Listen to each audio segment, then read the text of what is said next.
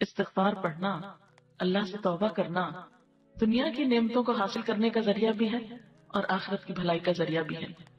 سورۃ نوح میں اللہ سبحانہ و تعالی فرماتے ہیں، حضرت نوح علیہ السلام نے اپنی قوم کو استغفار کرنے کو کہا، اور کیا کہا؟ فَقُلْتُ اسْتَغْفِرُوا رَبَّكُمْ، میں نے اپنی قوم سے کہا کہ اپنے رب سے استغفار کرو، اپنے رب سے معافی مانگو۔ تو نتیجہ کیا ہوگا؟ إِنَّهُ كَانَ غَفَّارًا، بے شک وہ بہت زیادہ معاف کرنے والا ہے۔ يُرْسِلِ السَّمَاءَ عَلَيْكُمْ مِدْرَارًا، تم پر آسمان سے خوب بارشیں برسائے گا، آسمان کو تم پر برسنے والا بنا دے گا۔ وَيُمْدِدْكُمْ بِأَمْوَالٍ وَبَنِينَ، تمہیں مال اور بیٹوں سے مدد دے گا۔ وَيَجْعَلْ لَكُمْ جَنَّاتٍ، تمہارے لیے باغات بنائے گا۔ وَيَجْعَلْ لَكُمْ أَنْهَارًا، اور تمہارے لیے نہریں جاری کر دے گا۔ آپ دیکھیں کہ ایک انسان کی خواہش کیا ہوتی کہ اس کو کیا کچھ ملے، یعنی رہنے کا مقام اور حالات جو ہیں وہ پرسکون ہو، پھر اس کے بعد یہ کہ مال ہو، بیٹے ہوں، باغ ہوں، اور زندگی کی اور آرائشیں اور نعمتیں ہوں۔ یہ ساری چیزیں کہاں سے ملتی ہیں، کیسے ملتی ہیں؟ استغفار سے ملتی ہیں۔ عام طور پر لوگ پریشان ہوتے ہیں، دکھی ہوتے ہیں۔ مثلا ایک شخص ایک بزرگ کی محفل میں آیا اور اس نے کہا کہ میرے حالات بہت تنگ ہیں، مجھے بہت پریشانی ہے، میرا رزق بہت تنگ ہے، تو آپ مجھے کوئی وظیفہ بتائیے۔ تو انہوں نے اس کو کہا کہ کثرت سے استغفار پڑھو۔ دوسرا آیا، اس نے کہا بچوں کی شادی نہیں ہوتی، تو آپ نے اس کو بھی کیا بتایا کہ کثرت سے استغفار کرو۔ تیسرا آیا تو کہنے لگا کہ بہت قحط سالی ہے، فصلیں اچھی نہیں ہوتی، تو آپ نے اس کو بھی استغفار کا بتایا۔ تو کسی نے ان سے پوچھا کہ بھائی 3 لوگ آپ سے 3 ڈفرنٹ مسئلے لے کر آئے ہیں، اپنی پریشانیاں لے کر آئے ہیں، آپ نے تینوں کو ایک ہی چیز بتائی ہے۔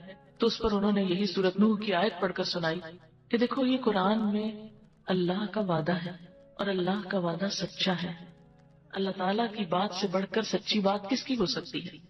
ہمارے پڑھنے میں کمی کوتاہی ہو سکتی ہے، لیکن اللہ کی بات میں کوئی شک نہیں۔ ذالک الکتاب لا ریب فیہ، یہ وہ کتاب ہے جس میں کوئی شک نہیں۔ لیکن یہ ہے کہ بعض اوقات ہم خود پڑھنے میں کوتاہی کر دیتے ہیں۔ تو جن کا رشتہ نہ ہو رہا وہ بھی، جن کا ہو چکا ہو اور شادی کے پرابلمز ہو وہ بھی، جن کا ہو چکا اور پھر بچے نہ ہو وہ بھی، ان سب کے لیے ایک ہی وظیفہ ہے، اور وہ کیا ہے؟ استغفار کا۔ پھر اسی طرح ایک اور جگہ پر ایک اور پیغمبر نے اپنے لوگوں سے کہا وَاسْتَغْفِرُوا رَبَّكُمْ ثُمَّ تُوبُوا إِلَيْهِ إِنَّ رَبِّي رَحِيمٌ وَدُودٌ، اپنے رب سے معافی مانگو اور اس کی طرف پلٹ آؤ، بے شک میرا رب رحیم ہے اور اپنی مخلوق سے بہت محبت رکھتا ہے۔ یعنی جب کسی بندے پر کوئی تکلیف آتی ہے تو ایسا نہیں کہ اللہ تعالیٰ اس پر خوش ہوتے ہیں اور جان بوجھ کے ستانا چاہتے ہیں بندوں کو۔ اللہ تو بندوں کے حق میں بہت مہربان ہے۔ پھر سوال یہ پیدا ہوتا ہے کہ تکلیف آتی کیوں؟ اگر وہ ہم سے محبت کرتا ہے اور وہ بہت مہربان ہے، تو بات یہ ہے کہ کچھ چیزیں ہم اچھے حالات میں سیکھتے ہیں اور کچھ چیزیں ہم ہارڈ شپ سے سیکھتے ہیں۔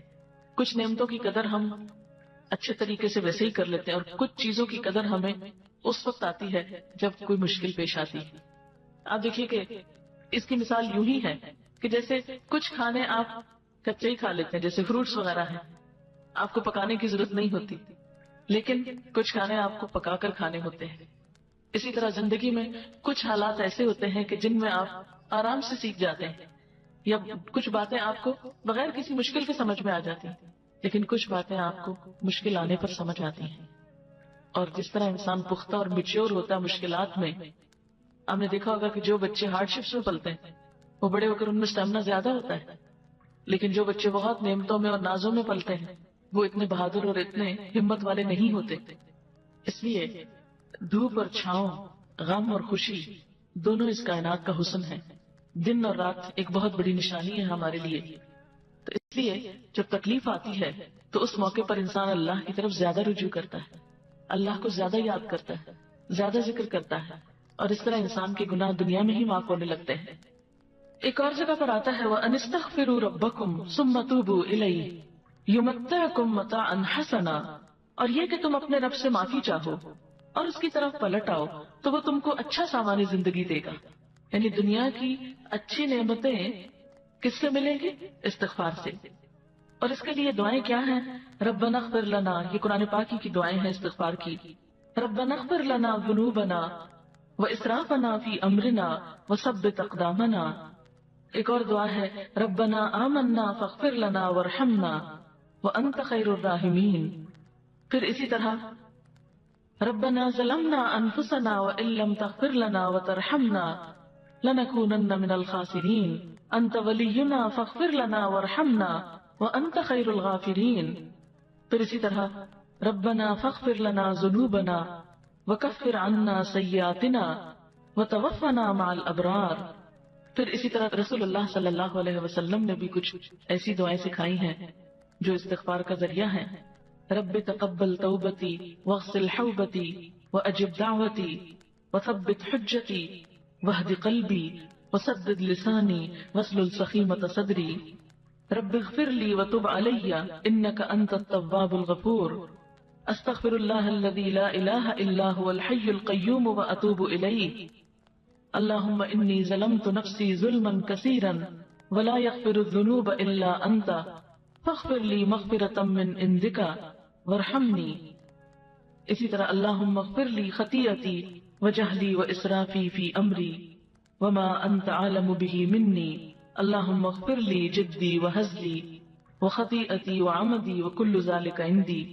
اسی طرح اللہم اغفر لی ذنبی کلہ دقہ وجلہ واولہ وآخرہ وعلانیتہ وسرہ. تو یہ استغفار کی دعائیں جو ہیں یہ انسان کے لیے بہت سی رحمتوں اور بخششوں کے اور عنایتوں اور برکتوں کے دروازے کھولتی ہیں.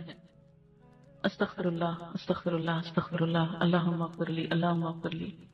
کیونکہ ہر روز انسان کے اوپر مختلف طرح کی حالتیں آتی. انسان جس وقت بھی پریشان ہو، جس وقت بھی غمگین ہو، جس وقت بھی دکھی ہو، فوراً اگر اپنے رب کو پکارنے لگے تو انشاءاللہ وہ غم اور دکھ جو ہے اس سے انسان کو فوری طور پر ریلیف ہوگا. جیسے جسم کے اوپر پہنچنے والے زخم اور تکلیفیں ہوتی ہیں نا تو ان کو اگنور نہیں کرنا چاہیے. مثلا اگر کہیں کٹ لگ گیا تو آپ اس کو ایسے نہیں چھوڑیں گے، اس پر کوئی دوا لگائیں گے، کوئی پٹی لگائیں گے یا اس کو صاف کریں گے یا اس کو مرچوں سے، صابن سے، اس طرح کی چیزوں سے بچائیں گے تاکہ وہ بڑھے نہیں.